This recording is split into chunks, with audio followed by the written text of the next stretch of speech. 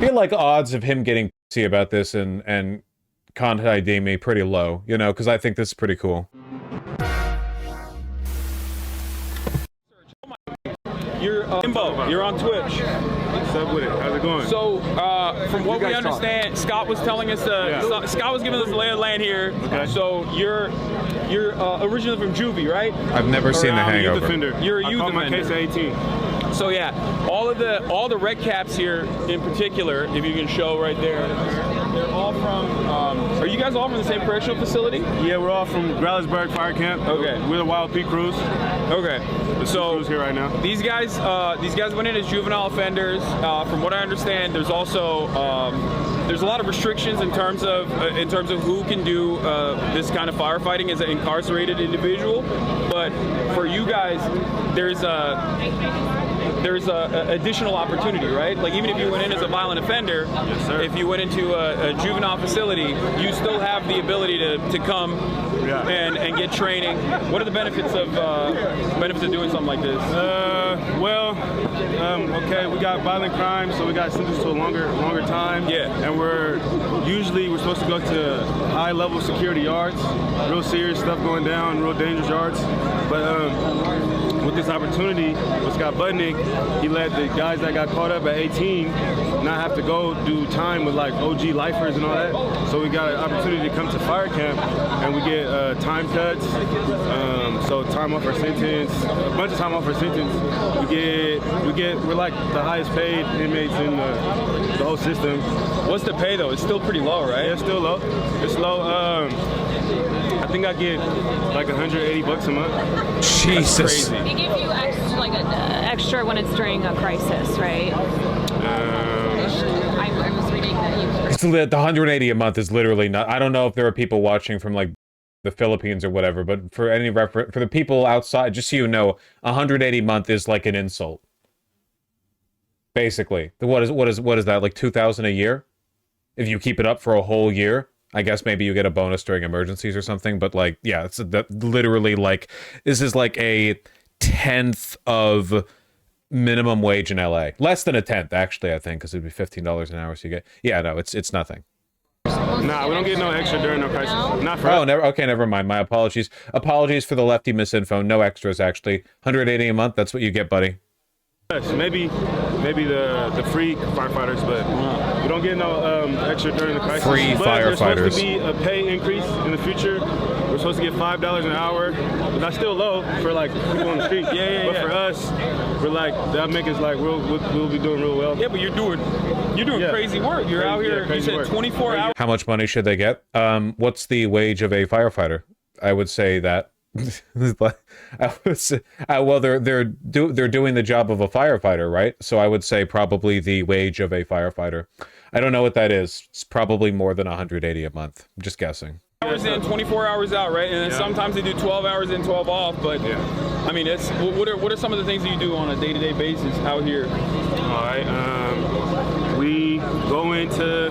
In terms of lighting, do you want to just move this way? That way? Yeah, let's do it like this. Yeah. All right. Yeah, that's probably better. Yeah. Well, that is better. Crews, so we go in with our tools. We hike up. We hike a bunch of miles. We're on the mountain. Really tactful, by the way, of Hasan to choose the like the most proletarian jacket you can own for this set of interviews.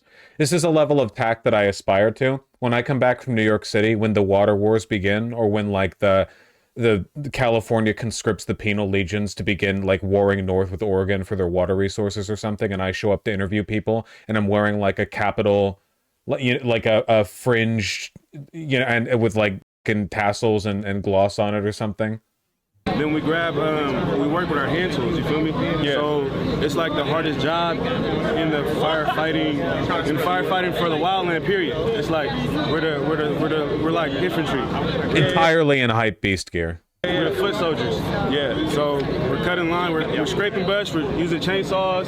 Scraping brush. We're making a path between the fire and the rest of the fuel, the community, the brush. So we make that barrier. We create that barrier with our hand tools. But it takes a long time. It takes hours and hours. And we go where the bulldozers can't get to.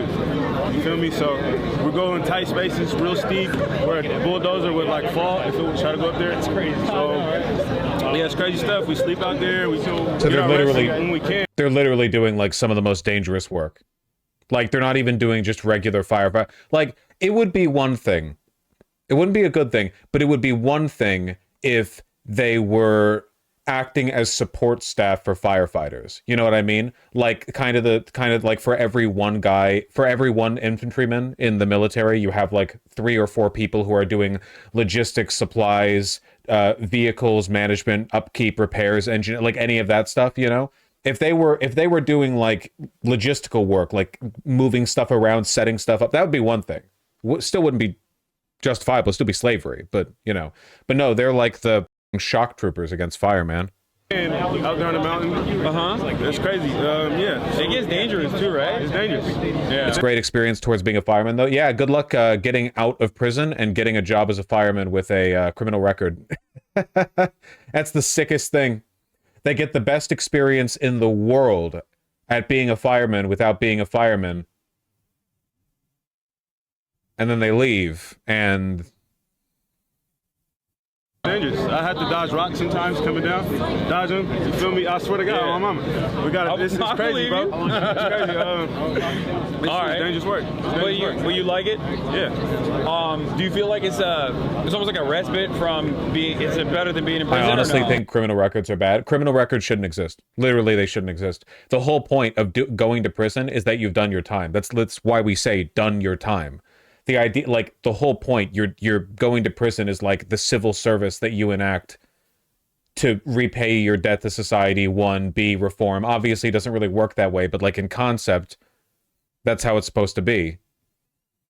Except for sex offender shit. I think you can make like exceptions for certain types of crimes where people have like a specific propensity. The blanket like felony offender stamp that people get is pretty though. Felonies range wildly. It like what you might have done, massive, and the idea that like you can do like a stupid grand theft auto, like steal a car because you're a fucking moron when you're like 18 or something, and then at 23 you can't get a job. It's like the system is incredibly fucked up, you know.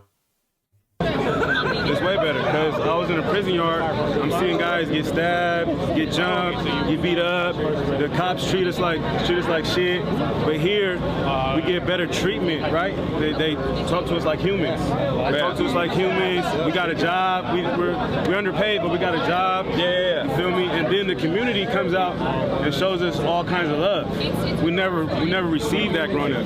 We never received that kind of love, that kind of recognition for anything we've done. So now, doing this kind of stuff and all this love coming, that's life-changing for a lot of guys. Because that's all they be needing is a little bit of recognition. With this, it's life-changing, and we get opportunities at careers.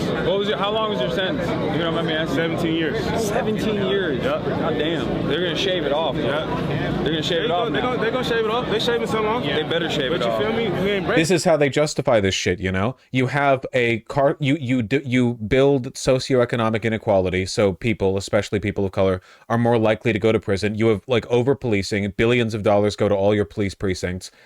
You arrest people en masse, you sentence them to prisons that don't reform people, that don't make them any better of people. And then the kindness is you give them less time on their sentence if they act as slaves. And that's how you bring it around. That's the whole point, right? That's the carrot and the stick, you know? You can't have legal slavery like normally anymore. So instead you just set up this Rube Goldberg machine where actually like you're gracious. It's kind of the state to bring your sentence down a few years or allow you to make $180 a month, or, oh yeah, well, you know, at least dodging like falling boulders and wildfires out in the California brush isn't getting beaten, raped, and murdered in maximum security prison in California. So it's actually better. So it's actually a kindness.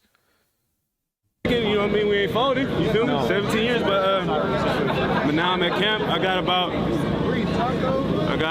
about 2 years left. 2 years left. I had to work a bunch of time off with schooling and graduating high school. How old are you now? I'm 25 now. I'm forgetting. I've been down for a minute. I feel you. I started at 18, 25 now. And you got linked up with this program how many years ago? I got to fire camp last year in November. That was the first time any person like with my kind of case, violent crime, was allowed to go to fire camp last year in November. So we're the start of it.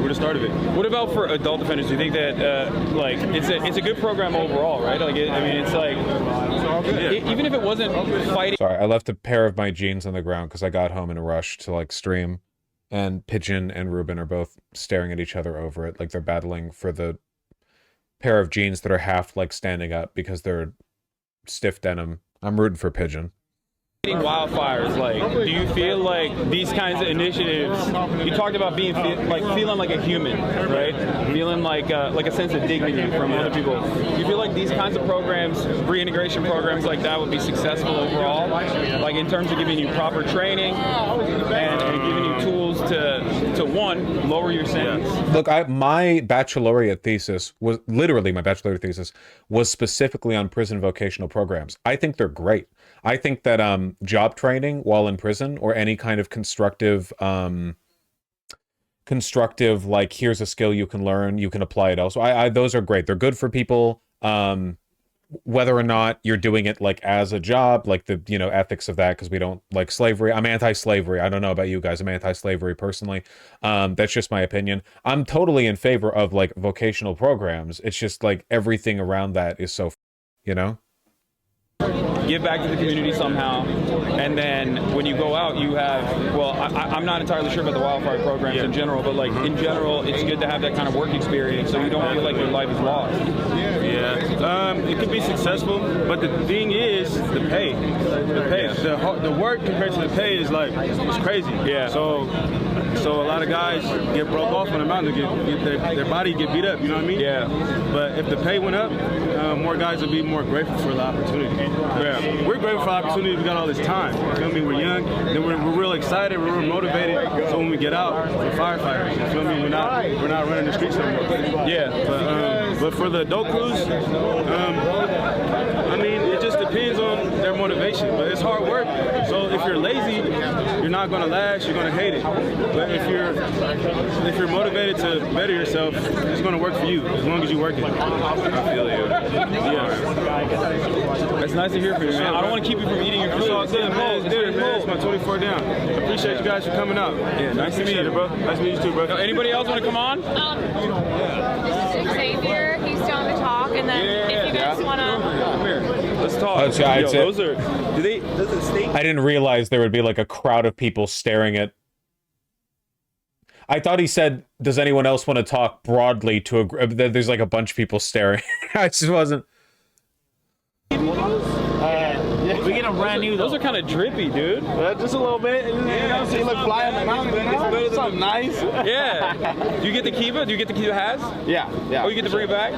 Well, everything, they give us everything. Everything's kind of state issue when you get there. They kind of prepare you for the fires. So that way when you get out there, do what you gotta do. I'm saying, like, when you go back, do you get to keep them? I don't think so. It's crazy. It's considered an antique. I don't think he wants to keep that either. I'm not gonna, I'm gonna cop his shoe. You're like, hey, can I get this? No, but I did see some jackets there. They're pretty sweet. All right, bro, chill. We're not gonna take their clothes off their back, bro. They're fucking fighting wildfires out there. Look, we'll give it to you, man. We'll give it to you. It's a donation. All right. So, how are you guys feeling? Great. Tacos good? We're blessed. Yeah? I haven't even tried them yet. I'm not gonna lie to you. Do you want to eat first? No, I'm good. I just ate. No, I'm good, thank you too. While you eat, you talk. How about that? And then swap it out. So, again, Xavier and Angel, for those who You don't want to eat on camera? Nah. I gotta go wait. There's hella ladies watching right now. They're gonna be judging. They're gonna be judging the way you're eating. He's not shy. No, don't even worry, because he eats on stream, and you cannot be worse. I'm fucking with you. You cannot be worse. Yeah. So how you guys doing? We're blessed. You know, we're taking it all in. We just came down from the mountain yesterday. We were assigned to the Eaton Fire. Our division, was meeting up with other crews, doing some hand line. the dozer only goes so far. You know, our job is really to kind of get in the cracks and crevices where the dozer can go. And when we get out there, we work as a team. You know, this guy is crazy out in the fires, man. This guy goes crazy. This guy goes crazy. So, let me ask you, how long you guys been training? Like, when did you get started with the program? It's a relatively new one, right? Yeah, it's relatively new. I mean, fire camps have been around for a while, but as far as for us, you get sent to a training facility before you're even allowed to come to a fire camp. And the training, honestly, will not prepare you for what it really is. You know, it's only a 2-week program. You probably do a couple sets of push-ups, run a mile or so. But No, dude, don't worry. We're not sending these prison slave conscripts out to die. Okay, we're giving them a 2-week training course first. Don't worry, guys. yeah, but it's like, But does not prepare you it's for the nothing real compared to world. hiking with a pack on or having to cut line for hours. But yeah, like I said, I mean, you won't be able to really figure out what it's about until you get to a fire camp. Yeah. It's a lengthy process. I think these facilities try to imitate the feeling you get when you're on the mountain. You know, the hike can be miles and miles, and you know, you got to carry this water, and your circumstances are subject to change. You know, depending on the winds and how the fire increases over time. You know, and these places really just cannot imitate that emotion, that feeling you get when you're up there, you know. And Before Came here to say who is that lady and why is she just the worst? What? What did she do? Did I miss something? What are you talking about? these fires this week, had you guys fought any fires before, or is this your first? No, we were just here at the Ventura fire, the mountain fire. Okay. Oh yeah. Just recently. So that was our most recent fire. I mean, fire season just passed, so the last couple of fires we have caught has been down south. I mean, this is kind of crazy to be your first experience. Yeah. But you know, it feels good to be able to, you know, show the community that we're out there. You know, we're trying to help the community. You know, it's a hard time for everybody. You know, God bless those people that were affected through these fires. You know, coming back and your house is burned down. It's very crazy. You know, it's a very crazy time. But you know, it feels good to be able to help these people in some type of way. Yeah, we were talking earlier about how I don't think a lot of people know that historically 1/3 of California's firefighting force is made up of incarcerated folks, and I think right now it's like 40-something percent because of We're the backbone of the operation. how drastic this is. Yeah. There's a lot of you motherfuckers out here. It's the backbone of the operation, and you know, Cal Fire is kind of just a cover up for it, you know, and we get out there and we do the hard work. You know? But shout out to those people. Those people do work too, you know. But we get the rough and tough end of the stick. Yeah. What do you guys like? What do you want people to know about either this program or about just being an incarcerated firefighter in general? Like, is there any, you know, PSA that you want to make? Like, what's something that people probably don't know, considering that a lot of people don't even know that you guys are out here fighting these fires? I'll get the water. I mean, one thing I would want the public to know is just that. Oh, she's out there? Okay. We're taking advantage of the second chance that we're being given, you know, and this is the opportunity to change our lives, you know, the trajectory of our lives, to be able to get a career once we leave, you know, once we hit the streets. And To me, one of the most depressing parts of all this is the fact that these guys are being conditioned into thinking that this is a good opportunity because everything else thrown at them has been so shit. Like, they're subject to the American carceral system. American prisons are a shithole filled with abuse from prison guards, constant horrible things. So then this is a breath of fresh air in comparison, you know. we're blessed to be in this position, you know, and like you said, a lot of people may not know about it, but we're putting the work in to try to not only better ourselves, but better our communities. Bro, don't pump it up too much. They're not gonna... Yeah, but it's unironically better. It's a better situation. Yeah, but something could always be a better situation.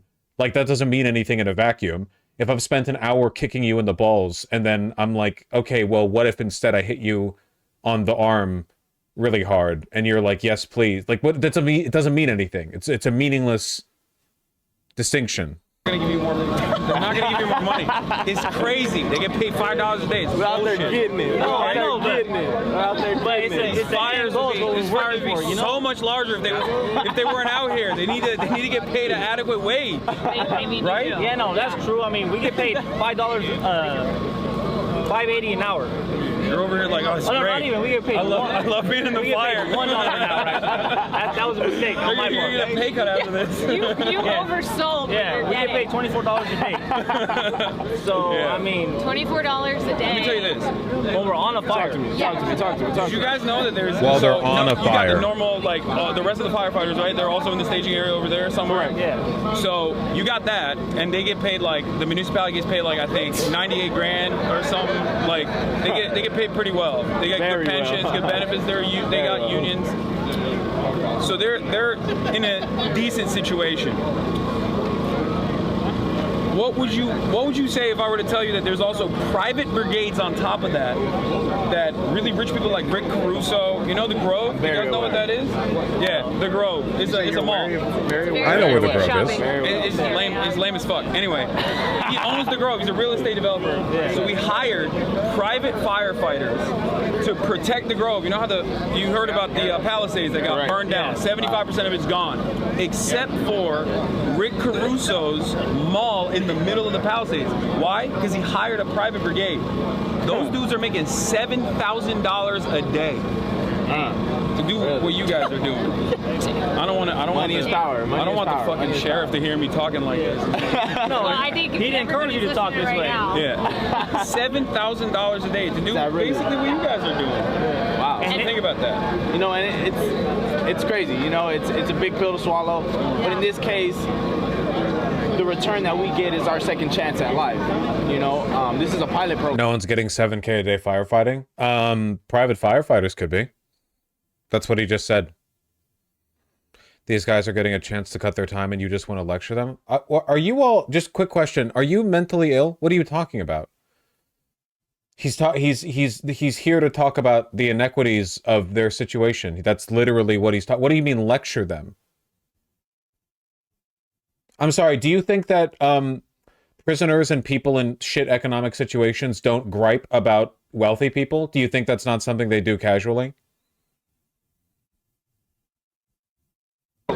You know, a lot of us made decisions before our brain was able to develop, before the age of 25, you know? So, I mean, this is our second chance, and this is our second chance to prove it. And, you know, at this point, it's a blessing, you know? It's not more about the material, but the growth that we gain from this experience. I think It's like that to me is the most depressing part by far. You know what I mean? Like this is the same mentality that led a lot of immigrants and even illegal immigrants to vote for Trump, where they're like, you know, their experience with the American immigration system, like their takeaway from it was like, well, it might have taken so long to become an American citizen, but after all of that, like, you know, I made it and I don't want other people, you know, like I am validating the legitimacy of this unfair system because I made it through to the other end. You know? it's important too to talk about how there are obstacles though after you are Who's released. starting this where course, nuts? You have this training. Wait for them to right? start You it. have this Don't you start it. experience. You deserve to have this as a career, but you know it's still really difficult, even with legislation that's been passed to work at expunging records and make it easy. Hasan is not the proletariat, guys. What is the unironic HDS? What I don't get. You can't. You people are crazy, man. Easier to get hired in this career. Like it is still The reintegration process is a little tricky, you know, and I believe it depends and it varies on the individual, you know, because circumstances are subject to change. But at the end of the day, I believe if you want to change and you want to get out there, it's, How long you guys got? If you don't mind me asking. 4 months I'm out. You got a year and a half left? 4 months I'm out. 4 months I'm out. Okay. 4 months. I reside in the San Fernando Valley. December? Okay. How All much right. time you have left? 2028. Damn, it's gonna be a whole new president by then. Don't worry, none of us are making it out. None of us are making it out by 2028. I taught him what Twitch was. Oh yeah. I've been in long enough, I didn't know what it was. Who here watches Twitch? Anybody? Is it the gaming one though? Yeah, the gaming like one. Xbox and stuff? Yeah, I watched it a few times. Yeah. You guys got any favorite content creators like YouTube, Twitch? Kai Cenat? Yeah, I know Kai Cenat. Oh God. Damn. Look at that, Kai. Pretty boy Fredo. Kai is that boy, huh? Kai is the boy, huh? 2K basketball. Oh no, I don't really play any 2K. Oh, they're You asking guys me to watch feed basketball games. competitions though? Oh, who do you like in basketball? Everything talking about it. Well, we're talking about Twitch. Some of these guys are familiar. Some of them have been locked up too long, but one of them asked about Kai Cenat. Like basketball YouTubers? Yeah, They like, do basketball Kai? content. Then they're talking about When I can basketball. think Gaming. Pretty boy Fredo. So Illuminati. Oh, Soul Illuminati. Yeah, I know Soul. Yeah. I mean, I don't know him personally. Yeah, I've seen his Twitch videos. come out? Yeah. 2000. When was That's Twitch cool. first? 2010. I mean, It was called Justin I'm not TV. homies, like. So it used to be called Justin TV, and then it became Twitch. But it was really I don't think COVID where it became. All right, let's get back to the interviews. 2020 during COVID.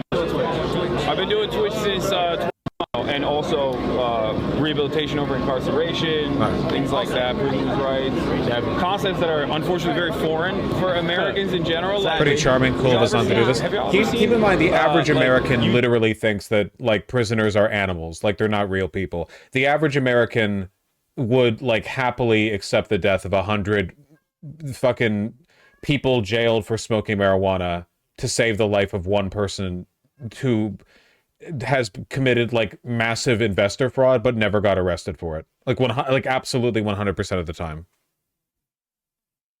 YouTube videos of like a prison in Norway. Look it up. There's a whole show called The Worst Prisons in the World, right? Yeah, America has the worst prisons in the world, bar none. Straight up. They say like, oh, Russian prisons are bad, Turkish prisons are bad, or whatever, but American prisons are obviously the fucking worst. That's not true. That's overstatement. I wouldn't go up to American prisoners and be like, okay, but at least you're not in a Russian prison. But you know.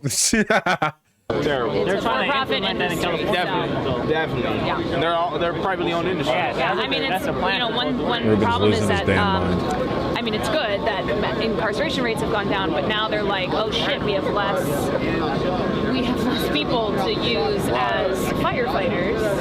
So it's now They dip into the inmate. Right, because they do rely on you guys so much.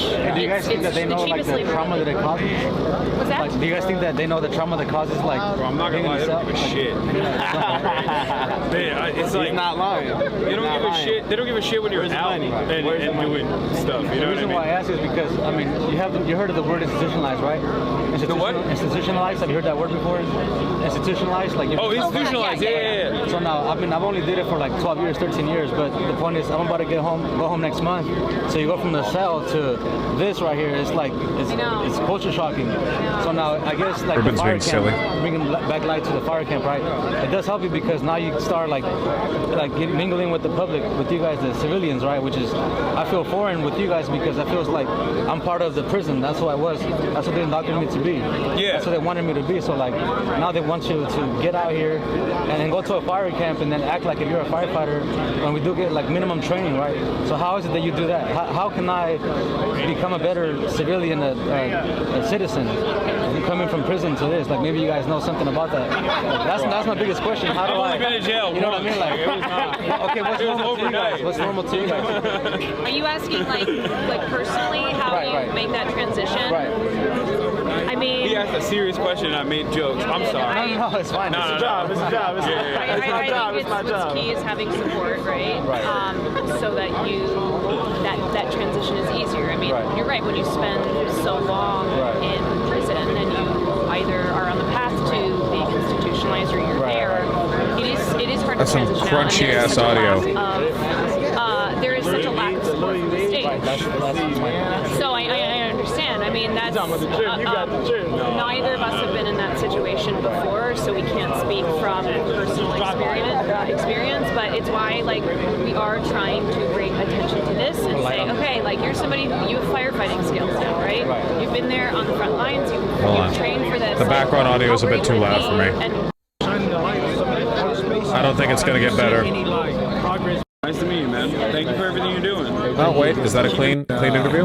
Yeah, I love you, baby. And That looks clean. Talk to him. I just want to say hello to my daughter out there. I haven't seen her in about 11 years. Man. And yeah, I love you, baby. And hopefully I'll be out soon. And yeah, I miss you a lot. And hey, be good out there and get your mom right, okay? Love you. He's doing the Lord's work. He's protecting people in California right now, every day. Doing my best. What's your name? My name is Salvador Serna. I'm out of Tulare County, and I miss everybody. Nice to meet you. How much time you got? I got about 6 months left. Oh, hell yeah. About Okay. 6 months. Unfortunately, I came back on another term, but you know, this has helped me to grow a little bit more. You know, expand my horizons a little bit more, and build a little bit more, and well, just focus on myself more. Okay. And I'm very appreciative. You didn't do this beforehand. You didn't do the Cal Fire program beforehand. I've never done it before. Just joined to see an but I'm inmate able slash to forced prove that firefighter, way yes. Younger than me, and man, they're all on fire, man, and I'm running with Tell him how old you are, OG. How many push-ups is OG doing? I'm 53 years old, and You can probably match you know, with all these 20s and 30s. 1 second, I just want to read it out loud before I ban them for it. Hasan looks like a punk kid who doesn't want to listen to the teacher. So disingenuous. These guys are trying to have a genuine convo about their experiences helping the community, and he's claiming U.S. prisons are the worst in the world. Get out of here. Sometimes I get a little relieved seeing stuff like this sometimes, because it's nice to know that people don't only act psychotic about me. You know what I mean? It's like a reminder, because sometimes it feels like I'm out there all alone, but it's nice to be reminded, like, no, actually, just people online will just act like that about people they don't like, you know? I know you know it's not just me, but I'm, you know, I see everything from the center of my own bubble. I banned this asshole twice. Now I'm going to ban them 0 times, actually, because I think that's funnier. 30-year-olds. So He's out there, if man. I can do it, anybody can do it. He's in the Wild P crew, so everybody in this crew is under 25. Yeah. Tell him, OG. Greatly. OG's under 25 too. For sure. In heart. At heart. At heart. Well, I've been walking in circles for many years, so All right. I appreciate it very much. And thank you. Of course. Nice to meet you, man. Thank you for everything you're doing. Hey, thank you again. Keeping the streets safe. Yeah, doing my And best. so we Kind of seems like he you know, gets a similar flavor of hate that you do. I will say there is one actual like thing for which I could impute him. Did he always have the broccoli cut? I swear to God, I remember he used to have like normal dark wavy hair, and now he has a broccoli cut. And I swear, okay, it's not hate. It looked so much better. I hate the broccoli cut so much. He changed his hair like every 3 months. I guess, yeah. Well, he's bouncing around. Whatever. I guess I'm not really in a position to make fun because I've had the exact same beard and hair for like 5 years now. Not 5. I cut my hair like, what, 3 years ago? 2.5? I don't know. I don't have very malleable hair, though.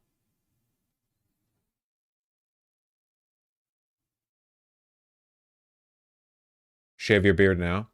I'd shave my beard if I got, like, ripped. I'm working on it. I'm on the Peloton every day, okay?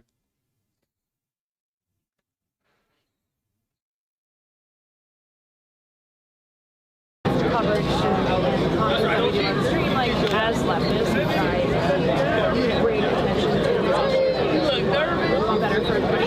So he was asking like, why do we care? Like how we got involved. I'm like, that's a long story, but I try to explain to people all the time that are listening that they are closer to where you are, and I am closer to where you are than we are to a guy like Elon Musk or a billionaire or a multi-millionaire, you know, owns multiple condos, properties.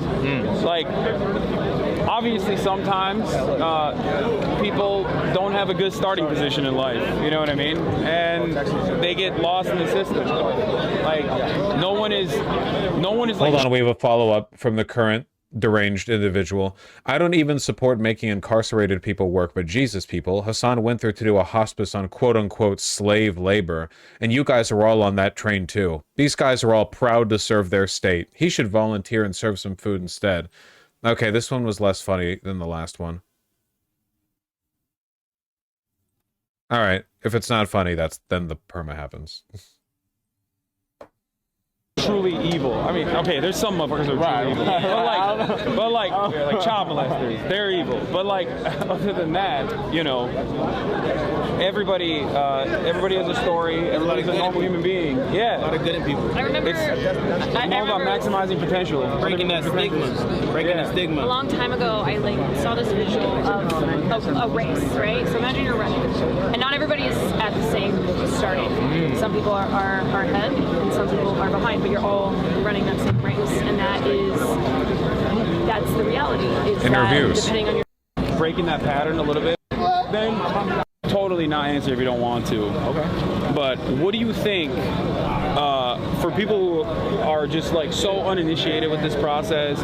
What do you think leads someone, in your experience, with all the people you've met inside? What do you think leads people into like making decisions like the ones that you made that caused you to go to prison? Being conformed to where you're at. What? Being conformed to where you're at. You know, Yeah. conformism. Being okay, content with what your surroundings are. You know, some people don't know no better. You know, some people are born under certain circumstances, like you said, or like the young lady said. Some people start ahead in the race. Young lady. And Caroline's also 33. that's still young, man. Come on, man. So some people's circumstances. Hassan's like, that hag? You mean that? Hassan's been watching too many anime. You know that trope? Where as soon as a woman's like an unmarried 22-year-old, everyone makes jokes about her being super old. A little different, and some people get trapped in a box, and they no longer can see through that. It's a smoke screen, you know, and that's all they know. Sometimes that's all they know, and you can't blame them for it because, like you said, they get lost in the system. So, I mean, it becomes habitual, and they get out and they come back because there's no backing to whatever it is that they want to pursue. You know, some people are confused. Some people don't know the terms and the knowledge that they need to progress.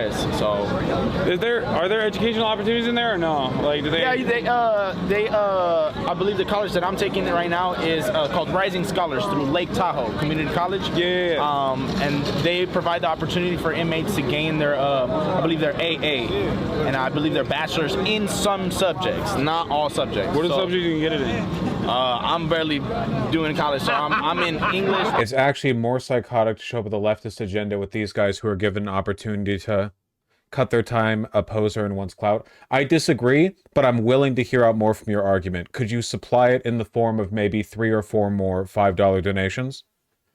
I agree. There's nothing more psychotic than believing in treating prisoners better and not liking slavery when you're talking to prison slaves. This is what I mean, though, about the way people act about prisoners. You know what I mean? Like, if I was talking about all these positions in the abstract, everyone agrees with me, but because we have them on screen, people are flipping out, and that's why I think what Hassan's doing here is based. Because a lot of you motherfuckers are just stupid and retarded when it comes to this. When it comes to the treatment of prisoners, people's brains just short circuit.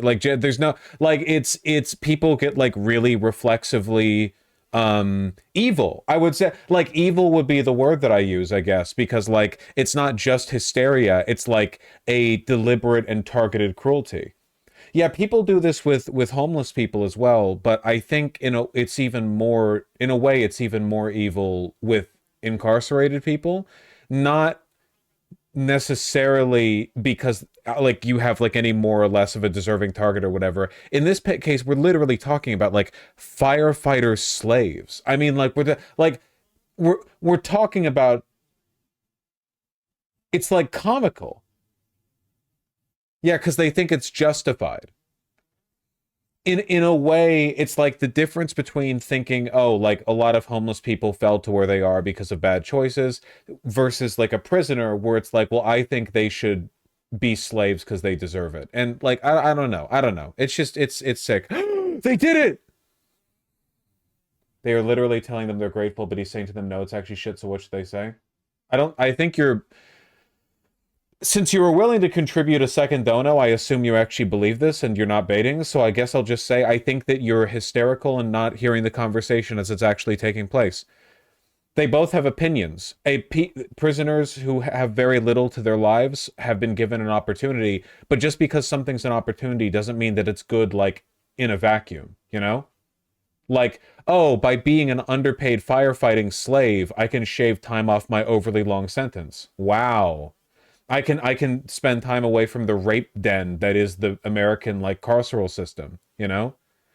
Also, what do you mean? So are you saying that, like, you're watching a lefty channel, you know that, right? Like, if you're a lefty and you're like, listen, ye proletariat, listen to my words, you are being exploited at your workplace, and a guy who works at Walmart is like, no, I'm not being exploited at Walmart. We're actually a big family here. Does that just like win the argument? Like it's over? Sorry, critical theory is done. Some 62-year-old who grew up being told that he should never complain about anything actually likes his job at Walmart. Like, okay. But what should they say to him? They should say what they believe. They're being interviewed. Hasan has opinions. He's an interviewer. They're giving their opinions. What do you think? They're not arguing. They're getting along.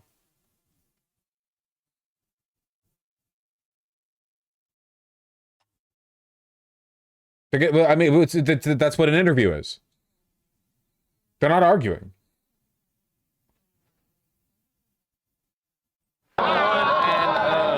And counseling, but I believe you can get it in arts and sociology.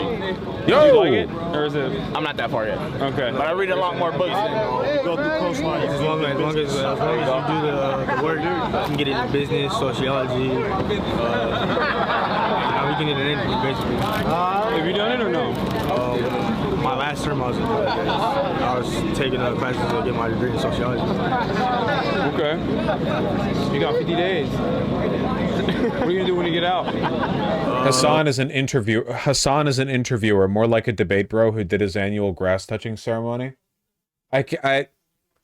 You put me in a maybe this is the reason why Hasan's mods auto-ban mention of me, because otherwise Hasan would be put in positions where the hysteria of his anti-fans would prompt him to defend me. You people are crazy, man. This has to be bait. Then why was it in YouTube chat? It just always astounds me how crazy people are. You know? I'm gonna hit up Scott and see what he has to offer me to help me. Okay. Either Ventura or working at Hollywood TVR. Okay. So, from what I understand, you can get your record expunged to get an EMT certification. Because otherwise, like in California, you can't be a firefighter. But that's a complicated process. But I feel like that's something that's very helpful, right? I mean, there's obviously need for more emergency service personnel, more firefighters, you know? So, good luck. Yeah. Why are you laughing? Why are you laughing? That was very stale, man. I mean, I'm a little autistic, okay? Give me a break. I'm Slightly. Oh, hold on. The people are... My culture's not your costume, man. You can't rush to that as a panic defense, okay? I've measured your skull. I'm a little bit. Give me a break.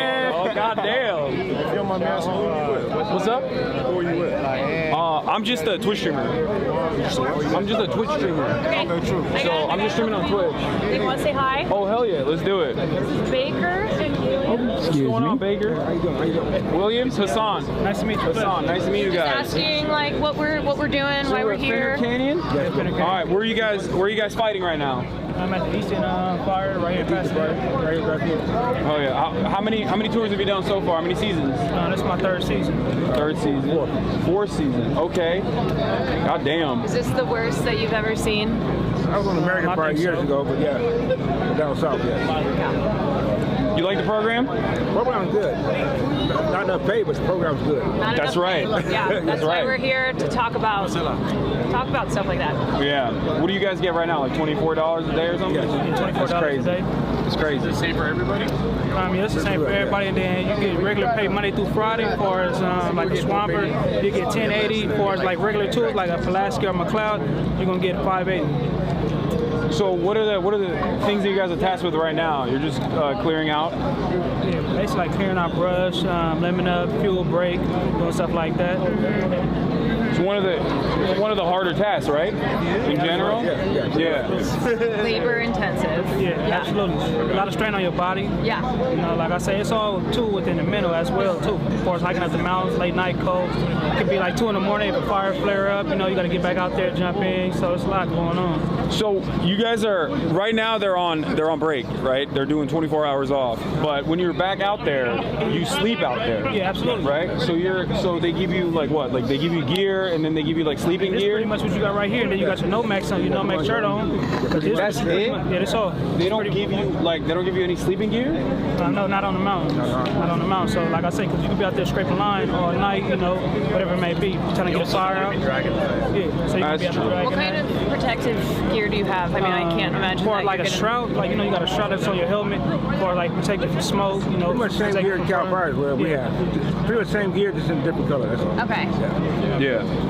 Is it orange or is it yellow? Right. Orange. Is it orange? Yeah. And then as soon as you guys are done, they escort you. Yeah, so as soon as we're done, we're gonna go back to the bus, rehab our tools, sharpen them up, be fire ready. Be fire ready for like, you know, if we get called to another fire or whatever it may be. Why did you decide to join the program 3 years ago or 4 years ago? I'm gonna be honest, when I first joined it, I just did it as far as like the time reduction, but once I started doing it, I kind of liked it. But once I get released, I won't do it though, because like I said, it's just too much going on as far as like the breathing and the, you know, as far as the air, different chemicals and stuff like that. And as far as I know, some other captains that I talked to, basically they said like it's just a long-term, you know, health condition, you know, as far as just breathing in all the different chemicals. You guys get any medical? It's so fucked up, man. It's even fucked up from like the interests of the state too, because these people are literally getting the best firefighting training you can get outside of being a firefighter by being effectively firefighters. But they get like burnt through. They get like poor like PPE. You know, they're inhaling plastic gas or whatever. They're treated like shit. They're breaking their backs out there, and they're like totally disposable. You know, it doesn't benefit anyone except for, I don't know, the state for saving money, private prisons. Out there, like any medical attention? No, they asked us, do we need, like, you know, as far as like if anybody got hurt, anybody get injured, any medical conditions. But you know, if it ain't really like, you know, as far as like you got really hurt on the fire line, sprained ankle, none of that type of stuff, you kind of just like go back to, you know, working the next day. Like you say, the 24-hour down, 24-hour up. But you're not really getting a full 24-hour down. You know, you're gonna get the 24-hour on the line for fighting fire, but you're not getting a full 24-hour down. You gotta come back, you gotta shower, you gotta go to eat, you know, you gotta go to get lunches. You know, It's also a lot of noise, a lot of activity. A lot of stuff going on. They got to go to briefing, you know, get the assignment, you know, so it's a lot that's going on. Are you guys staying in these tents? We're staying in these tents. Are they nice? Yeah, they're pretty nice. Are they better than prison? Yeah, absolutely better than prison. God damn, prison sucks. Yeah, prison Baker, sucks. I want to ask you the same question. You know they go back to a camp after this. Yeah, we go back to the camp. Yeah, we don't go back to prison, so we left the prison yard. So we go back to camp. So our camp be like, you know, maybe staging. I mean, our camp in like Palmdale. So Palermo, California, actually. So I want to ask you why you joined the program. I did it 14 years ago. When I came back last year, my points was low, and I said, instead of going to the yard, I said, send me to camp. So, I used to be at Carlsberg 12 years ago. I was at Carlsberg fire camp 12 years ago. Okay. I came back the first of last year. Unfortunately, I came back to jail instead of going to a regular prison. Looks like they're rolling out. Have you? So you got out of jail before, and then are you wanting to pursue firefighting like when you're released again? I'm 56 years old. I'm 56. Yeah. I'm still doing with the youngsters. It's a lot. Yeah, but I still, you know, for my age, I still get up that mountain. So I wouldn't mind doing it. And they say California don't have an age limit. So, you know, it's up in there right now with me. Yeah. How much time we got? I go on March 15th. Nice. Yeah, I'm done. What about you? I go home in July. Okay. Yeah, so What's the first thing you do when you get out? Drink a beer. What kind of beer? Modelo. Okay, there you go. Modelo. What about you? see my grandmother. Thank you, Andy. She Tell me in Dennis. California? Yeah, she in California, so I'm gonna see her because I just did right now. I'm The fact that they even let this guy do this program when he's this old is fucking crazy. You know? putting like 10 and a half years. So I've been incarcerated 10 and a half years. And I go home in July. How old are you? 32. 32? Yeah, came in at 21. Young as hell. We're the same age. I'm 33. Way younger than me. He's looking for another person to tell him that he looks. Okay. Is Hasan tweaking about his age right now? Is he having one of those moments? It happens to everyone at some point. You know? Is he having... Yes? Okay. Just curious. That's okay. Hey, listen, okay? That's what happens when you're pretty, okay? That's why you have to ugly Mac, so it doesn't matter whether you when you get old. So don't let him have a chance to cut his time. DJ Monotonous, you have to think for a second about what you're talking about, okay? If you impose horrible conditions on people, it's not good if you then give them the chance to act as slaves to slightly reduce those horrible conditions. Like, the time that is being cut was not an innate force of nature. Like, they didn't need them to be firefighter slaves in order to make it possible to cut their time. You can actually cut the time of prisoners by cutting their time. American prisons are horrible and wretched and inhumane, and that's not like a controversial opinion. Like, it's an insanely, like, it's literally the school to prison pipeline. Like, there are neighborhoods in the United States where there are basically no economic opportunities outside of crime and graft. People get arrested there all the time, and then as prisoners, they're there to become like wealth vessels for private prisons, or be like rented out for their labor. They're making your license plates. They're doing like, you know, they're making little bars of soap. They're making little hand sanitizer in New York or whatever. They're fighting fires. They're working at KFC. Oh, well, at least they're getting to reduce the time served. This whole thing was artificial. Like, would you do this with actual slaves too? You know? Hey, man, I think it's pretty fucked up that you have literal chattel slaves at your house. Yeah, well, some of them get to be house slaves. Like, if they do a really good job out in the field, I let them be house slaves. They get to even sleep, like, inside. What, you don't want them to sleep inside? You want them to sleep outside all the time? I'm doing them a favor. Stop. Yeah, one guy's now 27. All of a sudden, I'm riding the fucking high.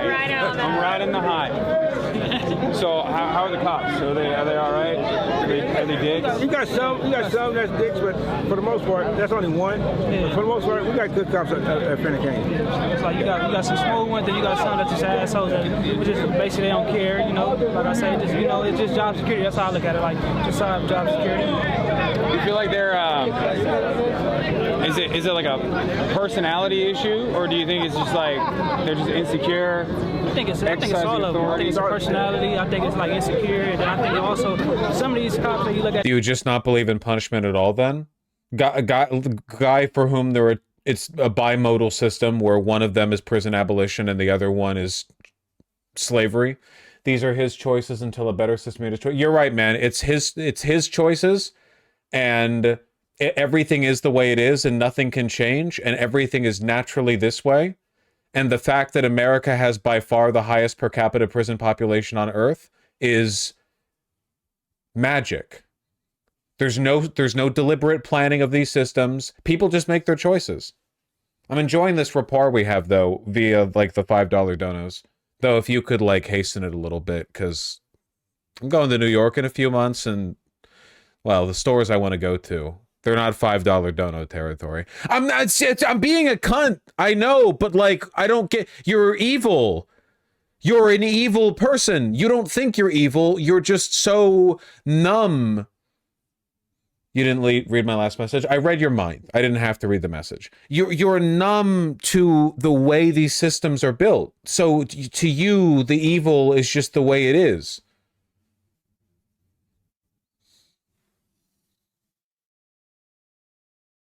That's a New York clothing shop tier donut. I'm sorry. Again, it's just.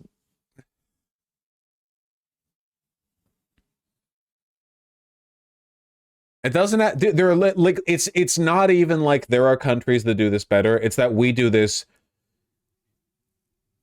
uniquely poorly in the United States.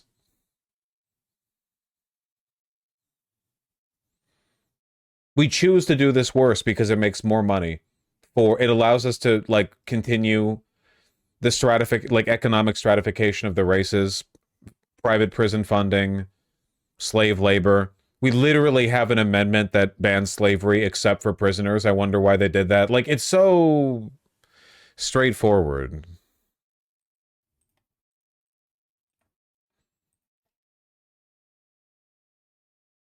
Don't you think things like community service work programs or things like the fire service provide a middle ground? No, because, again, a middle ground between a horrible punitive carceral system and prison abolition should not be the punitive carceral system plus slave labor. That's actually worse.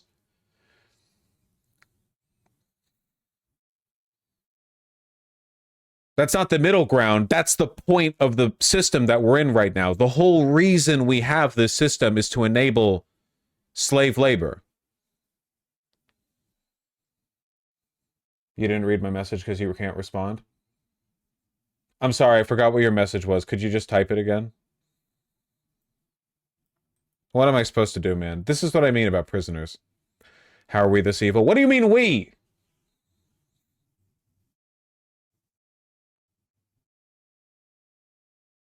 Don't rub me in this.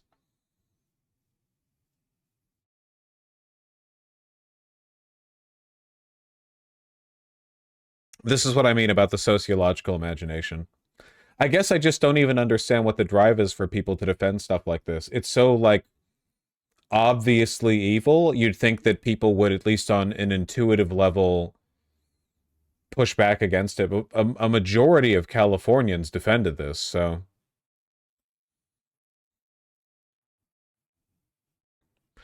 Are you against all community service sentencing or just dangerous stuff like making them fight fires? I think you can make an argument for like forms of community service. This is literally there being shock troopers in firefighting. This is insane. Like, there is a big difference between prisoners are picking up trash on the side of the 5 and they're breaking their backs and burning out their lungs from the inside fighting fires. Like, that's obviously a huge difference. The fact that it doesn't register as that to some people indicates that you don't think they're people, you think they're machines.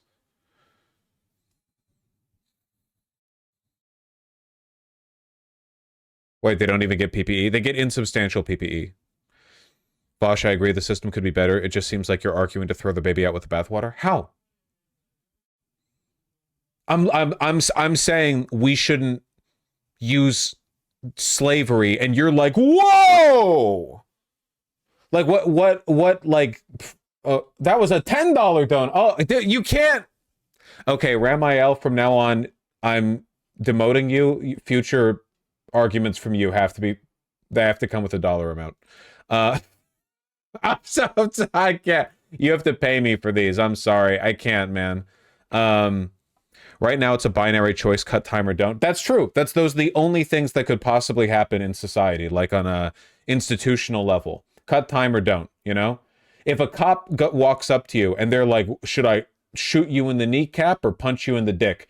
And I'm like, hey, I think those are bad options. And you're like, shut up, dude. I want the dick. Dick punch.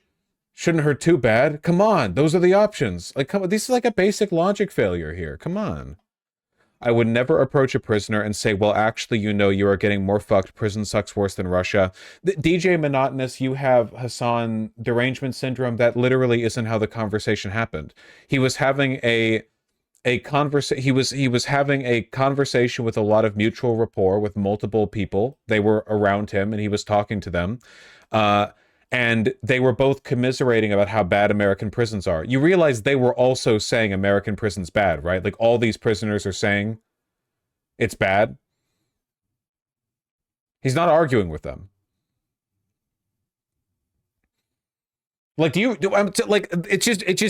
bewilders me. Do you actually think it's bad to walk up to a prison slave and say, this sucks, your situation sucks? Can you tell me about it?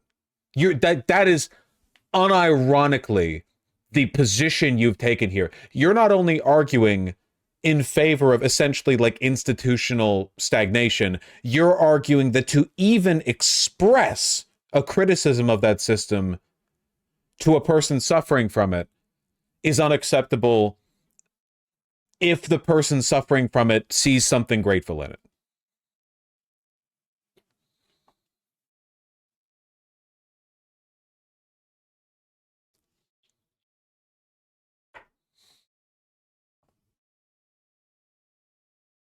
I just don't get it. Yeah, he does. He still he still does debates. They're just paywalled now.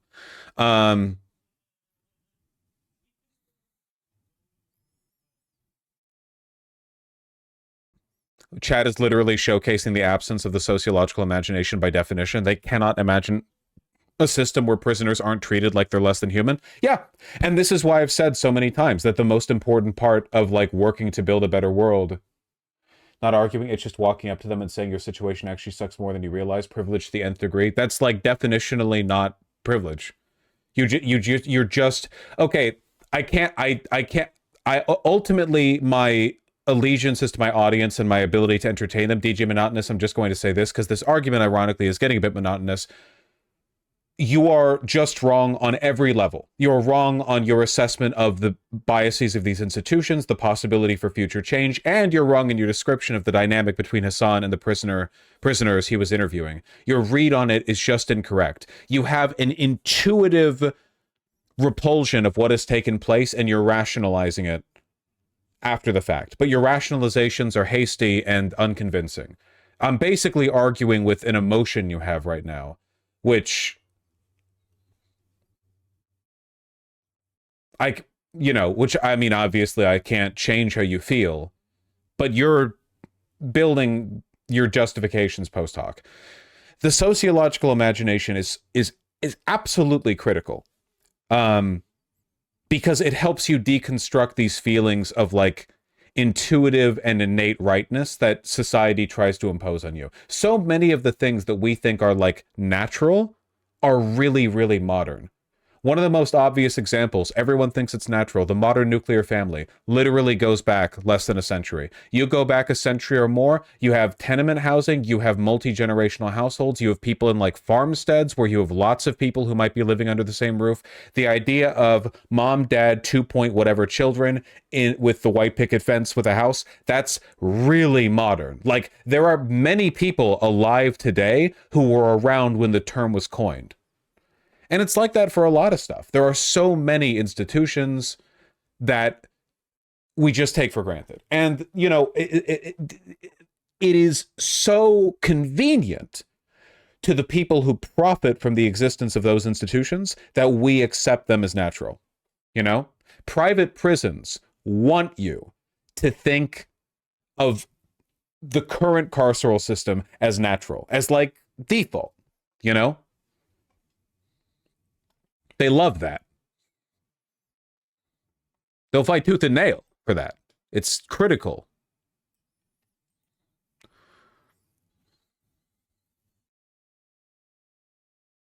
But anyway. At you down as far as like this animals. They look at you like animals, Some of them look at you like, but like I say, a lot of people in here, got good hearts, some of us made mistakes, and just looking for a second chance. Everybody in here is not a bad person. They go through life, as far as a lot of prison, a lot of rehabilitation going on. Nuclear housing? The nuclear family, the nuclear household. The post-World War II GI Bill, suburban development, white picket fence, house, 2 children, 1 man, 1 woman, non-multi-generational household, the modern nuclear family. That thing. Like I said, a lot of people rehabilitating themselves and just looking for a better chance at life. You feel it's hard, right? It's hard to do rehabilitation in the current structure that exists, in the current carceral structure. Yeah, absolutely. It's like they make it difficult. Yeah, they do. I got some friends that were in county jail back in the day, and they basically describe it as like when you go in, it's impossible for you not to be worse than when you initially went in. Yeah, you get worse. It's a lot of trauma that's going on within prison. Yeah. It's a lot of trauma. It's a lot of things that you see that's going on in prison. Whether if you're on a 3 or 4 yard, people before getting shot, removals, riots, all different types of stuff that's going on the yard. So basically, like that can be traumatizing, and then especially if you do it so long, you be like institutionalized. There's a phrase, the purpose of a system is its outcome, where like the stated purpose of prison is reform, but it doesn't reform. Recidivism rates are really high for American prisons specifically. So you then must accept that the purpose of prison is not, in fact, to reform. Prisons deliberately incentivize recidivism because they want prisoners.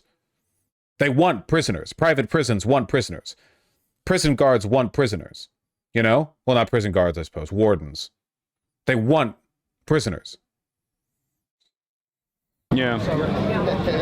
And how long were you in before you got out the first time, and then? I was in 6 years, got out 14 years, and I'm back for like a year. Yeah, and they say it clearly. They don't even hide it. It is, you can literally Google it. You can Google it right now. You can find examples of wardens and owners of private prisons saying, yeah, we need to get more prisoners in. That's not even a joke. You can it's not just one, not just two, not just five.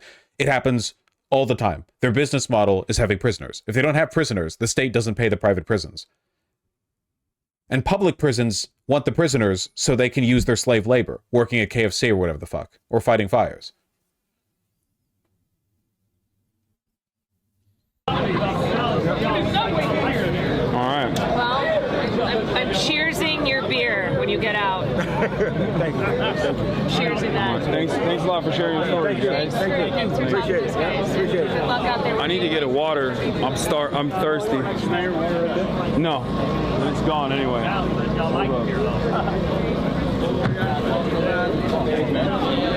Yeah, that one's pretty on the nose. Louisiana sheriff argues against releasing prisoners, quote, you can work, drawing slavery comparisons.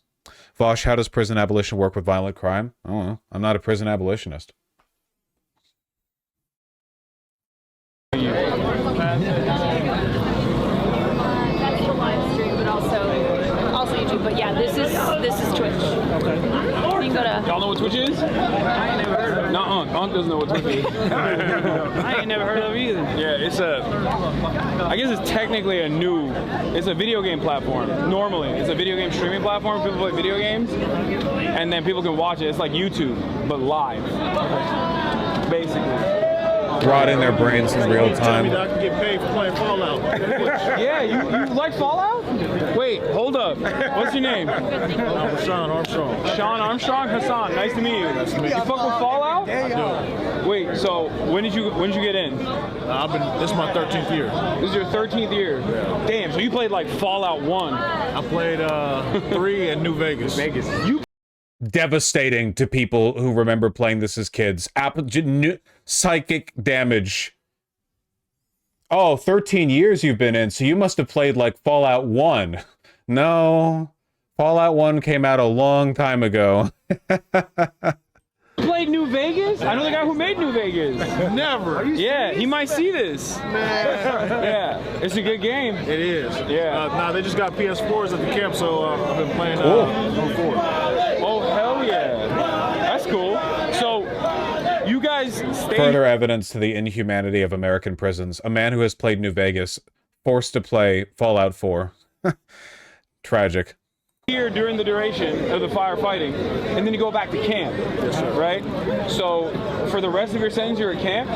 Is that how that works? Unless we get in trouble, yes. Okay. Good. And the camp is like much nicer than prison. Yeah, there's little to no tension. The racial disputes is not a thing there. your family gets to bring food to you from the street. That's you it. can eat there visiting. It's nice. You feel like a human. Yeah, you got real weights here. Yeah.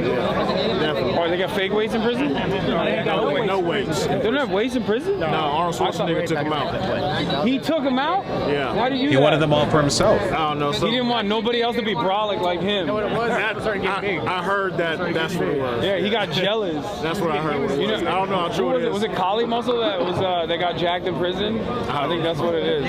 I heard of something like that though. Yeah, he got jealous. Fucking Arnold. Yeah. When he was the governor. Exactly. That's crazy. Yeah. Hopefully they come back.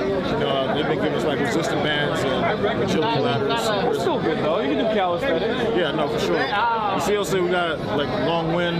We might not be the strongest we was, but we got a lot of wind. Yeah. You got good cardio out here. All right, moving a bit forward.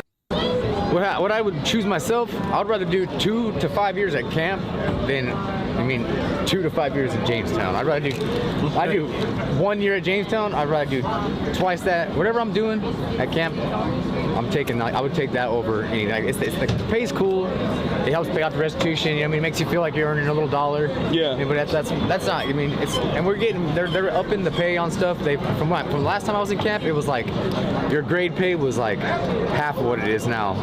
Yeah, no, it's crazy. It's still crazy. $25 is unacceptable. It's not. But it's Can't tell if Hasan is being dense here, if he's playing around the obvious violence the weights are used for.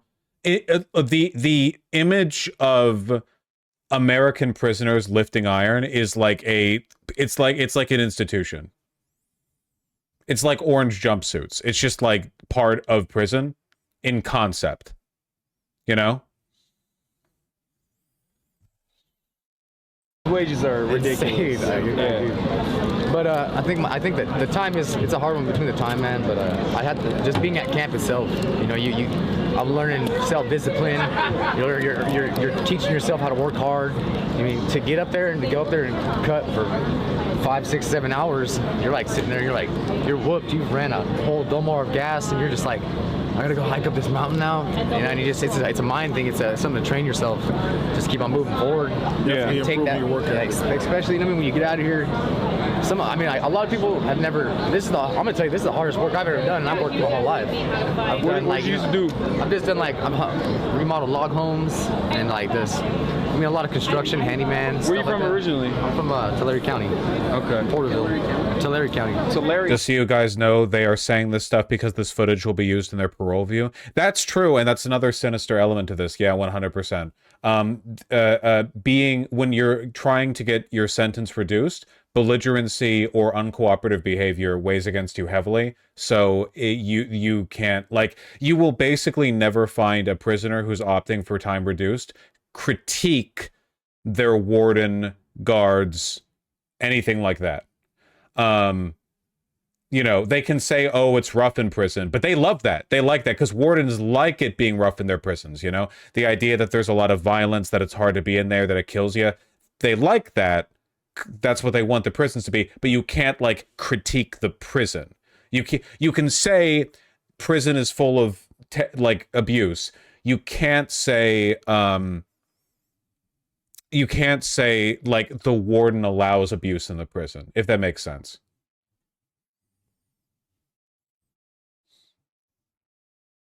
DJ Monotonous, I'm sorry, but the dollar limit has gone up. It needs to be at least 5 for any more of those.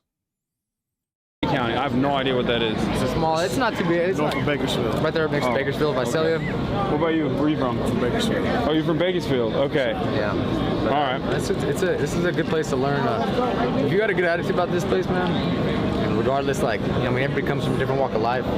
This is a place where we can all come and agree on, we're gonna go work hard today, and we're all on the line. You're all brothers. You're all got each other's backs, no matter what race, ethnicity, religion, all that stuff. It just doesn't mean anything. Other people have brought that up a lot as well. So there's a lot of people who are oblivious to the conditions of prison in general, and other people have also brought up the racial tension in general. But it's not can you briefly elaborate on that, if you don't mind? Racial tensions in prison. Everybody's entitled to their beliefs. Some people, in their beliefs, they don't like others.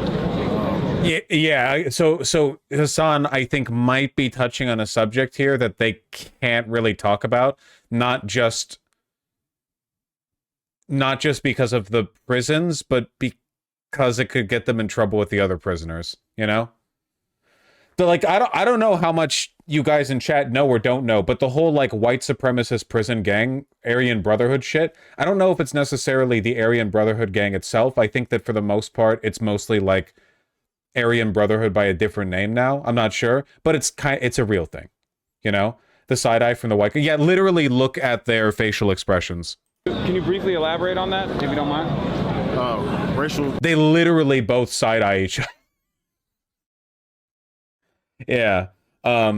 Not by, and by the way, like, to be fair, it's not just white supremacist prison gangs. There are also like Latin and black gang, and they're in Southern California. There are Latin and black gangs in the prisons as well. You know, they're all doing their. See, this is why I can't go to prison. I'm clearly a white boy, but I've always considered, you know, from the hood of Beverly Hills, I've considered myself a brother. I moisturize frequently. Maybe I'd fit right in. I don't know. I'd be split down the middle. It'd be like I'm biracial. Tensions in prison, you know, everybody's entitled to their beliefs. Some people, in their beliefs, they don't like others. Or we all grow up with different biases. Some we know, some we don't. And decisions and politics are based sometimes off race. Yeah. The same person, I hang with a lot of Hispanics on the street, you know what I mean? And I remember being on the yard, one of the Cortezes, and I couldn't even kick it with him really, because, you know, shit was in the way. But it's still my boy, you know what I mean? That's the part that really got me messed up, man. I was like, I grew up in like sports and like military kind of people around me. It didn't matter the color of a person, you know. I just like, they're my friends. Like, I mean, but you come to prison, and I mean, being guy in the back was like, "Hey, you coming? Oh, they're talking about racial politics. All right." Being like, I show up and they're like, I'm a new white guy. They're like, hey, you can't even talk to that dude. You can't even hang out here. I'm like, it's their protection too, right? Like you have to be slotted in. Yeah, I mean, yeah, sometimes. So from what I learned doing college classes is humans, we have what's called in-group bias. I identify with somebody of my skin or my ethnic group, my area, and it's them and it's us. We do that naturally, you know what I'm saying? And it's a defensive mechanism that's based on instinct. But we're not born with it. We learn that through life, you know. We're really not. We tend to emphasize it a lot over small shit, over insignificant shit. You know what I mean? We were saying that's a big part of why camp is better as well, because you can just kick it wherever you want, with none of the other additional animosity. Yeah. They do give us that. A lot of that stuff is gone. It rears its ugly head sometimes. DJ Monotonous, the war you're fighting is one in your heart. I'm really just a witness to it. You've got a cartoon cloud of smoke with like fists and like legs kicking out of it, and like a bird and little like cartoon symbols and stuff. I'm just over here on the side, man. Against people's beliefs, but the majority of the people in camp, they're gonna nail that in the bud. Like, we're not doing that here. Yeah, because you don't want to fuck up. How does that work? Is it like community policing? Like you're just like, hey, we're not going to tolerate that here, or is it like, because when somebody comes in and an example would be somebody with a bad attitude. Like, how do they weed themselves out? They usually kind of weed themselves out. You know, you know, they show up and they get, and you become like. Everybody that's been there, they have a program, you know. They got something that works. Everybody's getting along. You know, everybody comes. We'll have like a big old group. Something going on in the camp, and it's causing a lot of problems. We're rocking the boat too much. We all come together. Hey guys, we need to come to agreement. We got some new guys coming in. We run it down to them like, hey, this is what we're doing, guys. We're not doing the crazy, high power politics. We're just here fighting fires, man. How do they get weeded out? Is like that's what I'm saying. Do they just send them back? Kicked out. They go back to the prison. They so usually either they're gonna get write-ups from the dumb stuff that they're doing, or they'll clash with somebody because a person will try to take them underneath their wing. Each one teach one is the rule when I first came to prison. So hey man, you're my boy from my area. I'm gonna lace you. Hey look, this is the do's and don'ts. This is why you don't do it. But if you don't want to listen and you want to buck the system, eventually you're gonna clash heads with somebody, and there's always some bigger dog. They're gonna see like the person that's causing problems. Yeah. And I mean, like you can just, they don't stick around too long when you start. The cops see everything. They watch us there. Are these the same like camp cops, or are they coming in from? Those are from our camp. What the fuck was that, Dono? It's sad. You have to be racist in prison or die. Me trying to fit into the white supremacist gang in a way that's not going to get me canceled after I get out. Yeah, man, they can't handle boiled chicken like us.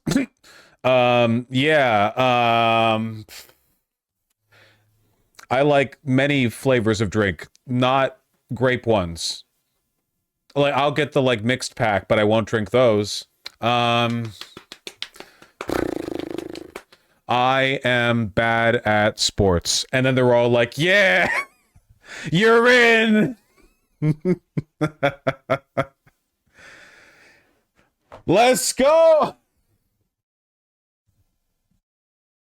Oh, okay, yeah. They're regulars there. We see them every day. They've spent years in the prison systems, worked their ways down to a camp, and a lot of them are veterans. And they not liking grape is a white thing. No, because like the grape soda thing, people make fun of black people for liking objectively tasty food that everyone likes. It's like it's the hottest insult on them, you know? Hey, haha, everyone. Black people like fried chicken. I mean, everyone does. Like, literally everyone. It's like the most popular food on earth. It's so popular that it's also like the autism food, like chicken nugget. You know chicken nuggies are fried chicken, right? You know that's what they are? It's chicken that's fried. It's like the most popular food in existence in all of human history or something. Isn't it crazy that black people like it in addition to the rest of us? You know, I swear to God, it's white people just being mad they cooked it better. The whole fried chicken watermelon thing was because those were common foods cooked and used by slaves down in the South, and they cooked the shit out of it. And I swear to God, it's just envy. Man, you really like this food that I'm eating too? Ah, you're dumb. I'd do great in prison. They know the game. You feel like they're nicer overall than like normal COs inside of the regular county jail prison?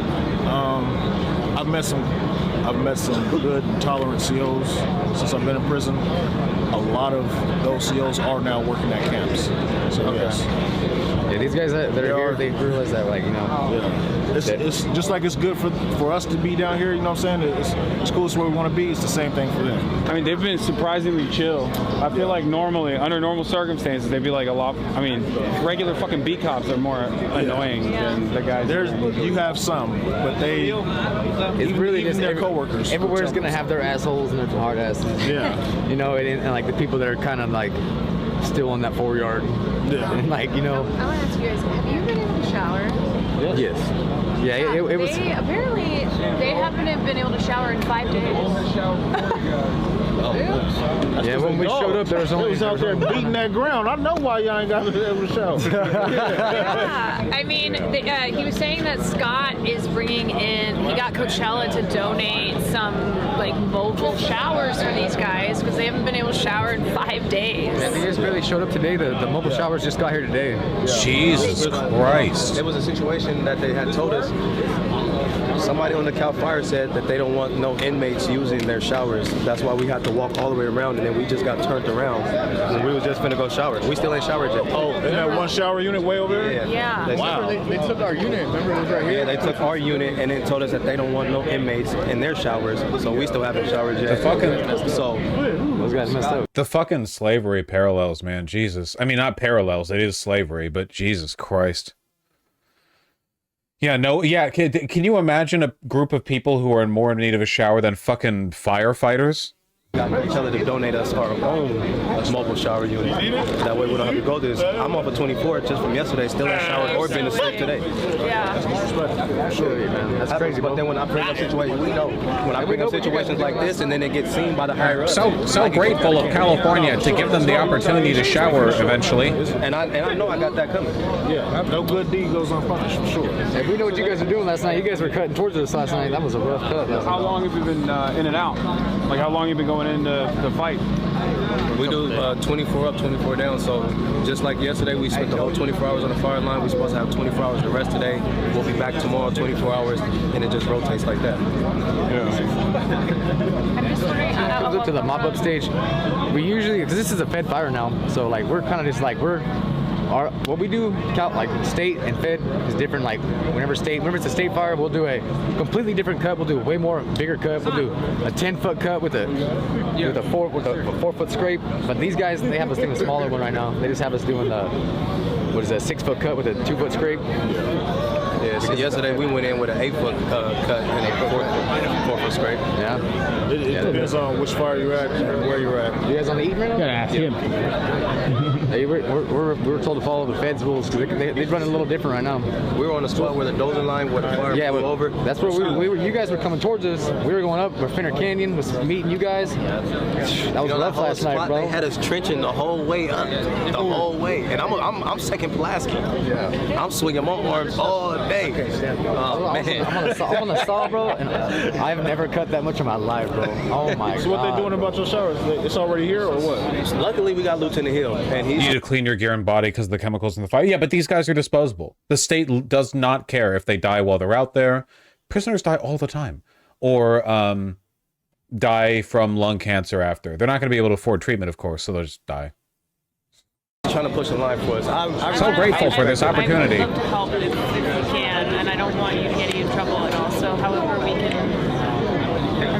I'm sorry, you deserve a shower. Hey, for sure. Man. I appreciate it. And what's going to happen? Anyone else think Hasan should buy portable showers and bring them down there tomorrow? Rolls around here, you know, like you want to know what happens? Like Mr. Beast, I bought 1,000 portable showers. You don't need it anymore? We know it's no, I mean, you gave it to me. Well, yeah, it's fine. Huh? Buy them Lambos.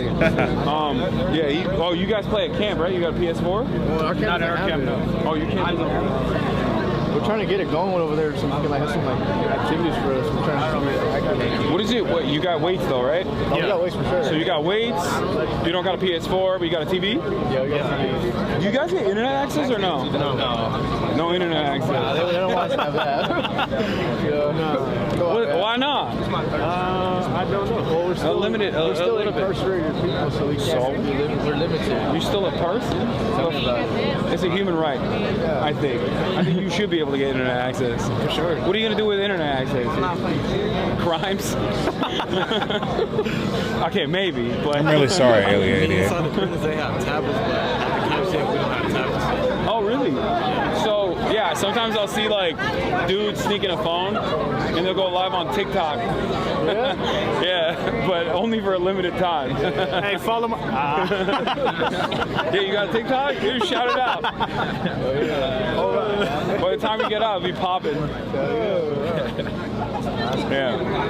But I don't know. So one question for you. What's up? So what made you come here? What made you come here and... So I talk about rehabilitation a lot. Like I cover primarily labor-related issues, politics in general, and one of the things. How fucking funny would it be if he threw a wrench into the gears and he started talking about like trans rights or something like that right here? Oh fuck, that'd be funny. That'd be a great way. They'd really kick up some dust in chat too. That'd be awesome. I think you should interview the right people, but only ask them the wrong questions. I think you should talk to prisoners, but only talk about like current social issues. And I think that you should talk to like likewise with like labor organizers, like talk to Sean O'Brien, but only talk about neo-pronouns. And then you should talk to people who work for like Pink News. And you should be like, you should talk about like the deficit, basically.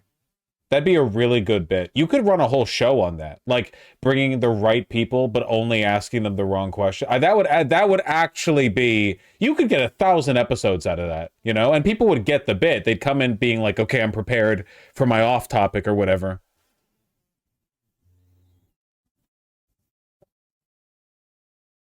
I can't promise that, no, Alia. I'm sorry. Watch do that. That's the Eric Andre show. That kind of is the Eric Andre show, isn't it? Things I talk about quite a bit is how dog shit the American prison system is. For sure. And how, prisoners demand more rights.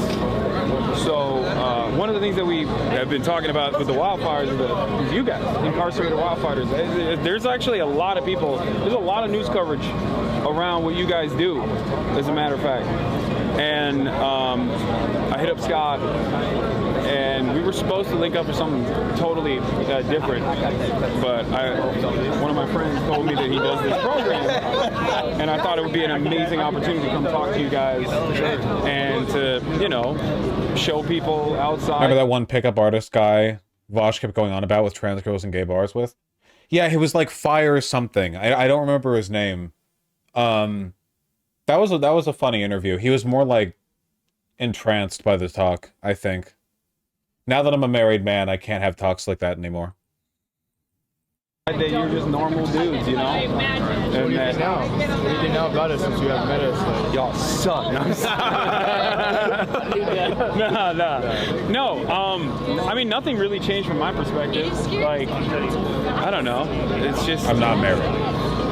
Yeah, you guys are just regular dudes, But I think the way that a lot of people approach it, they think like, oh, someone has done a crime, they're evil, they're automatically bad, they're scary. And I want to break that stigma a little bit, and show people that that's not the case. And I feel like Do you think this interview would be funnier or less funny if the foot of height difference was the other way? Like if they were all 6'4" and Hasan was a little guy looking up at them? Do you think that would be funny or less funny? Because I feel like there's a distinct comedic appeal to both sides of that coin.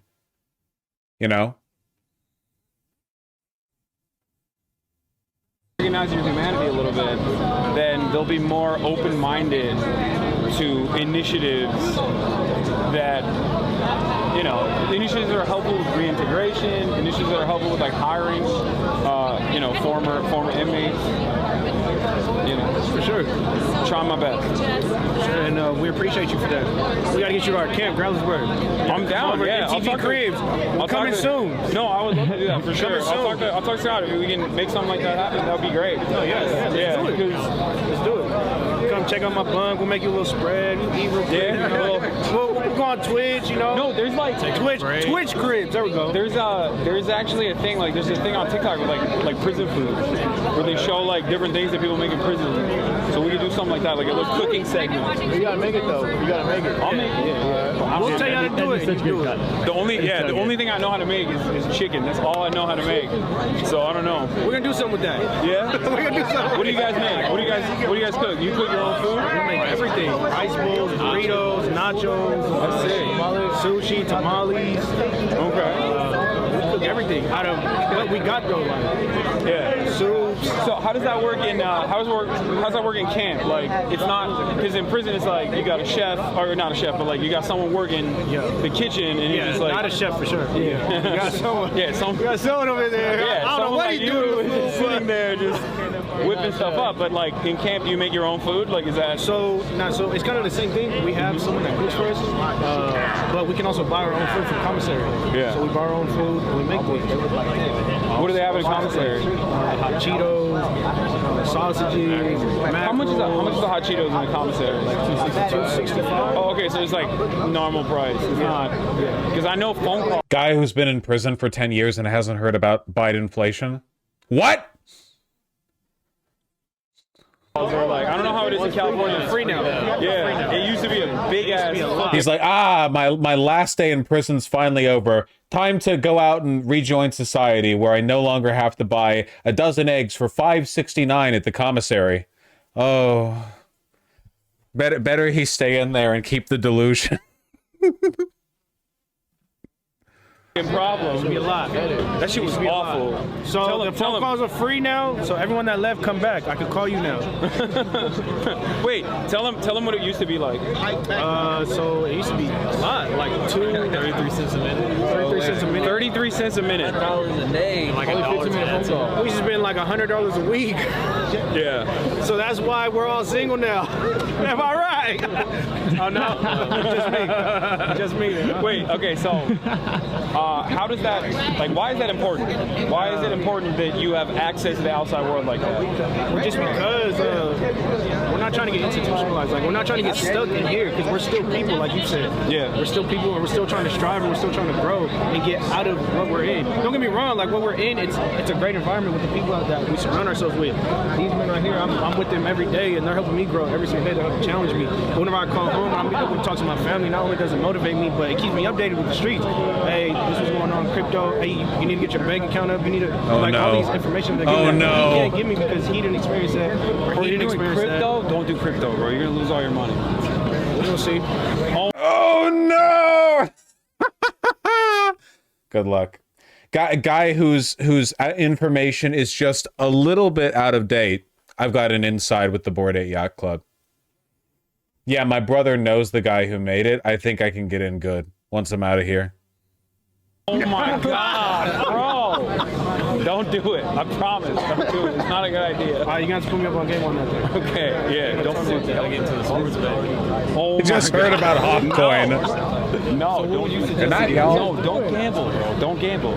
What I suggest, unless you're going for the 49ers, then gamble. Hell no. Go ahead, though. Anyway. No, am I behind the times? Is it not true that like 80% of the economy right now is DraftKings? That sports gambling exploded, and now it's like the entire, it's literally from the ads. You can't escape the ads. They're literally fucking everywhere.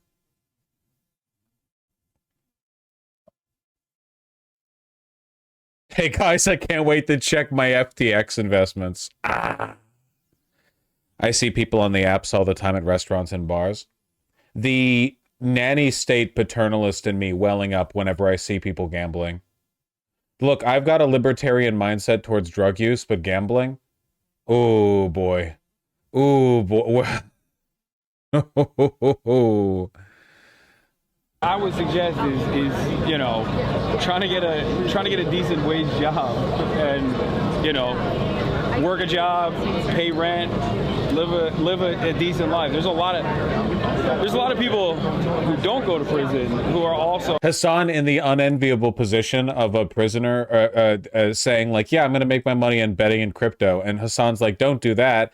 And then he's like, okay, so how will I make my money? And Hasan internally is like, okay, I'm a Twitch streamer, and the only way to make money now is to get lucky on crypto. So you know what I mean? It's like, because the correct answer is keep your nose to the ground and work a job. That's like the best return on your investment you're gonna get. But it's like, it's never been as bad as it is now, basically, at least not in our lifetimes. Yeah, it does seem like the only way to make money is to have one of those fake jobs that girls in New York have, you know, where they get vacations every 3 weeks, or crypto, or OnlyFans. You know, it's fake jobs, grifting, and gambling, basically. lose a shit ton of money doing crypto and gambling and all this stuff. It's bad. It's not good. We see, so without connection to the world, I wouldn't know this. So now I'm just thinking I'm going right into crypto. But look, we need more connection with the world now. No, you need less connection with the world. You're trying to make crypto puts. You're trying to make calls. How's the crypto doing? Hey, so what's going on over there? Like FTX investments. But okay, so I asked $10,000 more to Hawkcoin. What do you think? Like, out of four qualities of the program that you're in, like, which one do you think is the most significant for you? You got time reduced. You got conditions in the camp as opposed to prison, which are significantly more humane, right? You got a job, so you're busy. And I forgot what the fourth thing was. God damn it. What the fuck was it? Okay, out of those three, what do you think is the most significant? Time reduced. Time reduced? Time reduced. Okay. I'm trying to go home. That's it. Yeah. That's it. I feel like a lot of Holy shit, Americans bet 120 billion in sports bets in 2023. Yeah, I think I'm like a gambling abolitionist in the most punitive and carceral sense. I want a country where no one is in prison for drug offenses and a lot of people are in prison for gambling. That's what I want, okay? Fill the stockades. I don't care. I don't want it. We got over sentenced, especially for the crimes that we committed. For sure. giving us a chance to go home early. Yeah, you guys are also young offenders, right? Yeah. So we're not supposed to be here. Of course, someone probably already told you that, but yeah, we're not supposed to be at camp right now. No, yeah, I know. Because Scott Budnick, shout out Scott, you're number one, man. Shout out Scott Budnick, you know, we're here, and we're very, very, very grateful. All right. If you don't mind me asking, what do you think, in your mind, in your assessment, from all the people that you've met in prison, in camp, what do you think is like a leading reason for how you land up in prison? Casinos for real or hell? Dude, it's not even casinos now. It's betting apps or gambling apps. It's not like fucking casinos are one thing. Okay, if you have to go down to the like global mecca of gambling, Las Vegas, to do your gambling, like that's one thing. But now it's like people are ruining their lives on a app that's on their phone and they're just accessing it all the time. Constant, at any moment you could tank your entire life with a one bet. Absolutely insane.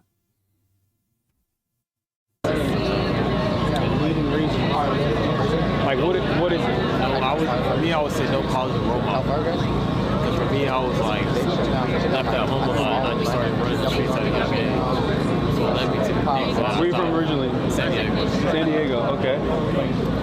So that led me to like this, start roaming the streets and start getting up. I would say, kind of touch on the same thing, no guidance, just not having a positive guidance. The environment that I grew up in, of course, it led me into a different direction. And yeah. What about you? So first off, obviously there's no excuses for what I'm saying, right? I hold myself accountable for what I've done, right? But I'm not the commissioner board. There's circumstances, right? No, I feel you. My circumstances, like my mental health, as in my insecurities, I didn't have no one that I could talk to. The schools I was in, they didn't really teach me how to like behave and like correct behavior. They were like favoritism towards different races and ethnicity, and I think that like made me go different ways in social groups. So like I couldn't really like fit in with nobody. So I had to branch out to different people, and like that's what made me my kinds and find different people that Mainstream media doesn't show like this stuff like this because they humanize them. Yep, there's a reason why news crews from like major local and national channels just don't do stuff like this. Yeah, you will basically never hear from prisoners on news, even though there are a lot of them, and they're very often the subject of news. You know, not just a person committing a crime, but like prisoners broadly. You'll hear from police, guards, warden, politicians. Never hear from prisoners. had the same values as me, which is violence. Yeah. Okay.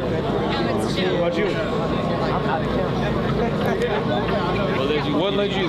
What got you locked up? I got put in a bad situation, a messed up situation.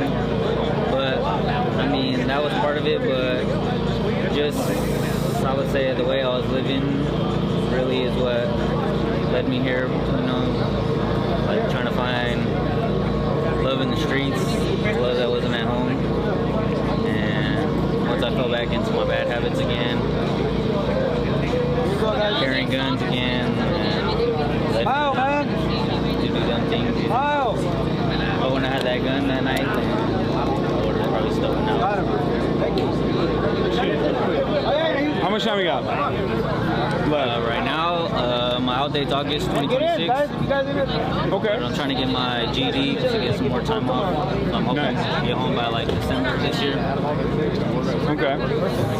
What would you say is holy shit, these guys are holding themselves accountable? Well, part of that is because they're trying to get time off, and if they start saying shit like, yeah, I didn't do nothing, they aren't getting their sentence reduced. But also, the stereotype of prisoners all saying like, yeah, I don't deserve to be in here, pretty much like entirely false. I worked with prisoners back when I was in university for the baccalaureate thesis that I did. Overwhelmingly, prisoners feel a lot of like contrition. It's just the socioeconomic situation they're in that led to them like doing what they did, or like they made a mistake, but it was like the mistake happened because they were in a position. Like, dude, I grew up in Beverly Hills, okay? Do you think that my mistakes were like their mistakes? What mistakes would I even make? I grew up with two loving parents. What mistake would I have to make? Like, if you're in a situation where your parents aren't around, or you have no money, or your situation's fucked, there's no way to make money, you have like gangs running in your neighborhood, there's no way to get a job, you can't get the money you need to get the medicine for your mom. Like, and if you're in a situation like that, the mistakes you make, they can be some pretty bad mistakes. The mistakes I could make in my situation, I was pretty well taken care of.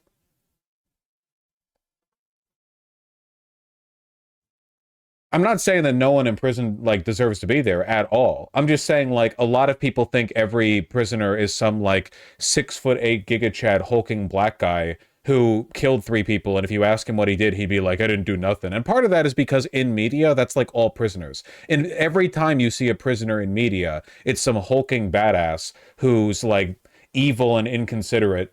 And it's like a punchline if they actually have a soft side or something, you know? Like every time you see a prisoner in the movie, like that's what it always gets pulled into that, you know? You get me. How do you like camp as opposed to prison? Camp compared to prison? Yeah. I love camp. I'll take camp over prison any day. Yeah. Tell me about your first hike. So my first, I got to camp on a Monday. My second day, we went out to work, like cutting trees and stuff. And then Wednesday, the next day, Insanely dangerous job, cutting trees. we did this hike called Rocket Ship. They say it's like one of the worst hikes. And bro, you just. Why do they call it rocket ship? I don't know. It's straight down. But you start up and you go straight down with all this gear and everything. By the time I got to the bottom, like I couldn't even walk. Like, my legs were buckling in every step. And I was like, there's no way I'm gonna make it back up. It took me like 2 hours, 45 minutes to get back up. Hell long to get back up. But that same day, we got back to camp. I took a shower, and then we came out to Ventura to a fire, and we were out for a week. I couldn't even walk, bro. Are you guys exhausted? Yeah. You're all going back out in the morning? Yeah. That's the rapper, Peso? Is that what it is? Yeah. I'm gonna check his music out after this. Oh, you're gonna actually listen to music? I'm not gonna listen. I don't listen to no music. He doesn't listen to music. No. Just podcasts. Why do I get made fun of for it? I'm boring as fuck. So you don't have a favorite Working rapper? out, he'll listen to podcasts about politics. Working out. I know. It's insane. Who's your favorite rapper? Okay. Okay. I've been working 24 Hasan should ask them how they feel about the Kendrick Drake beef. Don't put him on the spot, bro. There's people watching. Who you guys listen to, music-wise? I listen to like underground rappers, like not really famous people. Yeah, I don't listen to them. Okay. Like, are you east? Bro, he can hear you. West Coast? I just listen to like local rappers by like my little brother raps, so like I listen to him and like stuff. Yeah, that's on the bus, like freestyle. All right.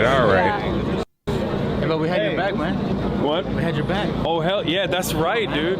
He rolled up and you guys were like, What's up, man? Like, You got your back, man. no, You don't just put out fire. bro. Hi, Mom. Is that live? Bro, you have been taking Hi, Mom. fucking camp. Hi, family. You jacked as shit, dude. Out here at the Yeah, you are. Easton Yeah, you are. Yo, Fire. show the camera. No, not anything. I saw. You know what really gets me? A lot of these dudes, if given the right opportunity to get their life back on track, would take it and would never reoffend. But then people will point at them and go like, okay, maybe a lot of them. But for some of these guys, if you like had a drink with them or got them angry, they might flip out and attack you. But that's like all guys. You could just go to a bar with unincarcerated guys and point around, and that would also be true. That's just, you're just describing a slice of the male population. Like well, you really want to play a risky like that? Any one of these guys could be violent. Have you heard of domestic abuse statistics lately and how frequently that takes place? Like, what are you talking about?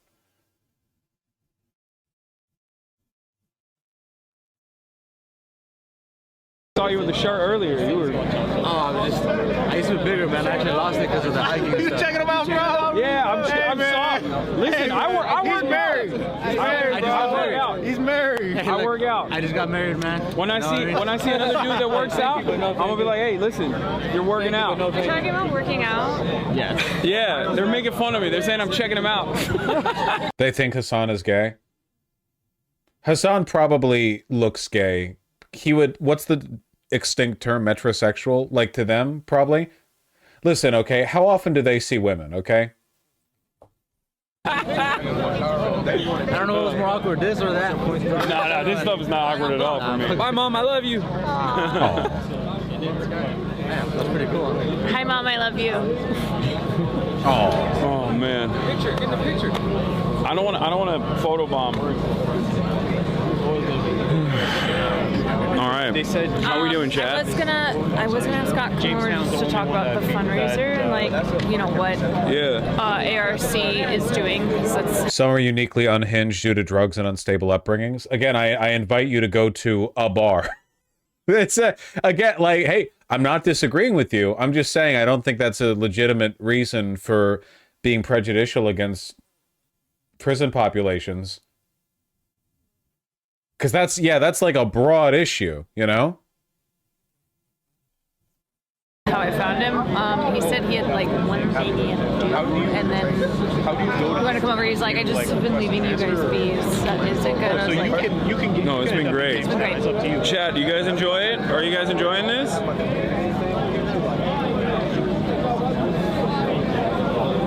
It's fucking dope, right? I told you it was gonna be cold. Yeah, no, I think that does it. It's cold as Oh, I'm there for sure. What? I'm there for sure. Yeah, you're out in what, 50 days, you said? Yeah. March 9th. Yeah, all right, man. I'll see you there. If you go to DreamCon, we're gonna link up. Yep. All right. DreamCon? Like Minecraft Dream? I suck at Fortnite. You beat my ass. You got a lot more time to play Fortnite than I do. Where's Tommy in it? So like we play. Like right now I'm playing Dream Hunter. I'm playing a Monster Hunter. He's hunting Dream. Oh, there's a lot of good single player games out there though. That's a really good game. How does that work? Can people just like buy you guys games or no? I think so. We can get games sent in. I think we can. Okay. As long as they're pre-approved by our lieutenant. Wait, what? Oh, so the lieutenant's like, this is too violent. Like, I mean, we have Mortal Kombat. We have. Oh, okay. Then never Hey, mind. you can't play GTA in there. Okay. All right, that's good to know. So Washington Bridge Camp, right? All right. That's sick. Chat, there you go. You can send in video games to Washington Ridge Camp. How do they do it? Is there like a Department of Corrections website portal, something like that? Gotta ask him. Prison architect. Lieutenant Hanks. No, I agree with C-Rom. Give him Disco Elysium. Made the mistakes of giving the convict firefighters Disco Elysium at 8:32 p.m. Wake up the next morning to see all of them just staring at you. Corrections officer comes in, like 30 sets of unblinking eyes, following his movements, following the gun at his hip. The prison escape game. What was it? It Takes Two? Hasan. Nice to meet you. Nice to meet you. I can't say nothing. How do we send these guys video games? There's a lot of people watching right now. How do we send these guys video games? Yeah. Video games are a challenge because I can't give them access to the internet without it being supervised. Yeah, no, I meant like hard copies.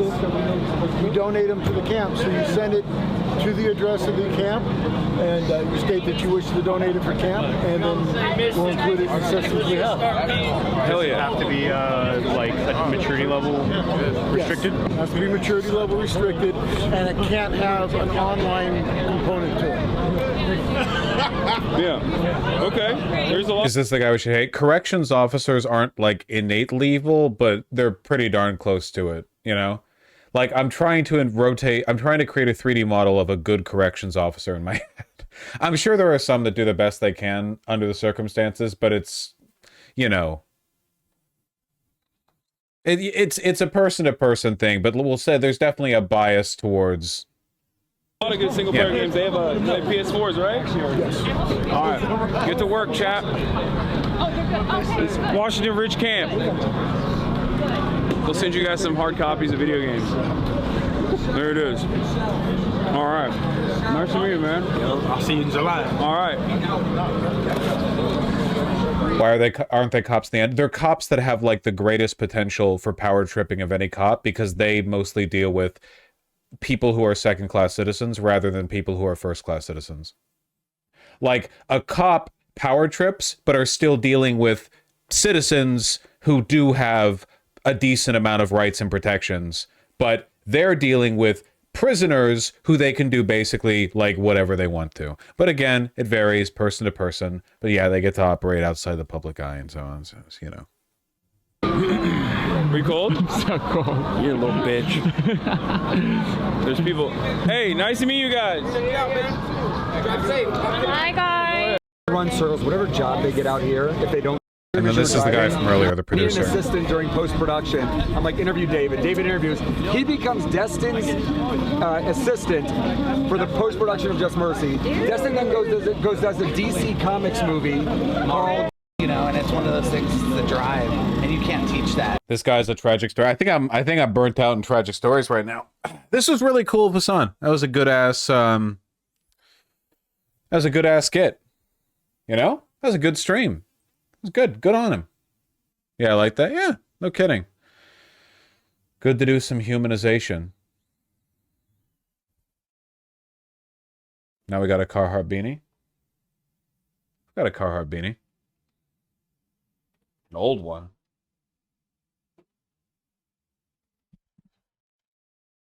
Swag. Yeah, for real. Didn't even know he did this. He takes the opportunity to go out there and do some grass touching stuff whenever it presents itself, you know? He went out there for the SAG-AFTRA. Bet he was there for the union strikes with Amazon. Yeah, he goes out there. No, it was pretty good. That was really good. That was really, really good.